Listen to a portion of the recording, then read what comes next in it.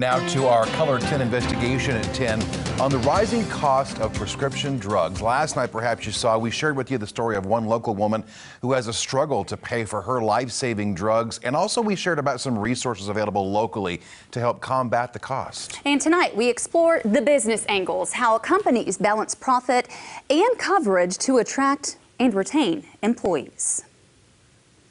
I think around like pretty close to 140. New hires trained to be direct support professionals for the Arc of the Ozarks. There are 1,300 staff members in this organization, which helps individuals with intellectual and developmental disabilities.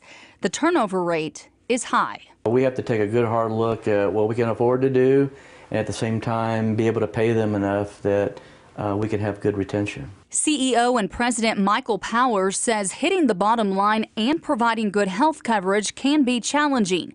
Out of 1,000 employees eligible, only half opt to take the company's insurance. When we offer benefits to individuals, we ask them if they decline, why they're declining, so we know what the reasons are. We don't ask them specifically, well, are you on Medicaid, but we know that a lot of them are. The organization takes Medicaid money to work with people with disabilities, but then employs people who turn to Medicaid.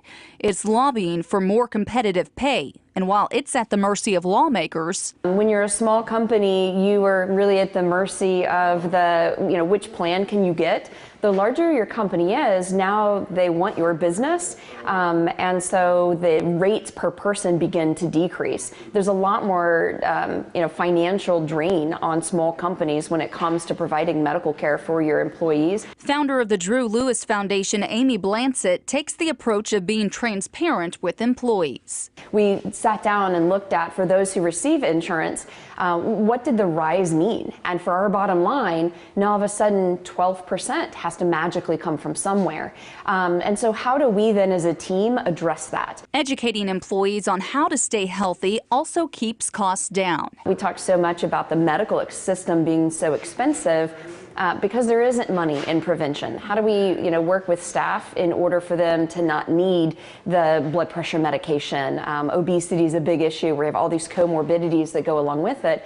So what can we do as employers to promote a healthy environment? Other employers in town are educating themselves on physicians. Dr. Luke Van Kirk provides an alternative to some insurance plans. So we do direct primary care. So basically that means we work directly with the patients on payment. We don't bill any insurance or any third parties. Patients just pay us a monthly membership. This membership, which costs $50 to $75 a month, comes with unlimited doctor visits and wholesale prices on medication, lab work, and procedures. If a business has a self-funded or partially self-funded plan, they can actually customize those plans, and they can cut out the primary care that I can provide. They can cut out the prescription plan, the lab work, basically anything I can do in the office, they don't have to have in the plan, and that brings down the cost of their premiums, usually 10 to 15% right off the bat. And then on top of that, we reduce the amount of claims that go to the insurance because we're keeping people out of the urgent care, out of the emergency room. We're doing most of their medications through our office, not through the insurance plan. So that's usually a big cost on the insurance claims is prescriptions. While some businesses get creative to combat the rising cost of prescription medication, Blancett says there is something you can do. We're learning as a nation with the rising costs, how do we stop that? That is something bigger than me as the employee, but really then it's, voting and being out and being activists. So that's one thing we really talk with our families too. One of the major ways that we change is who do we vote into office? What do we do in our civic engagement? And so we can act.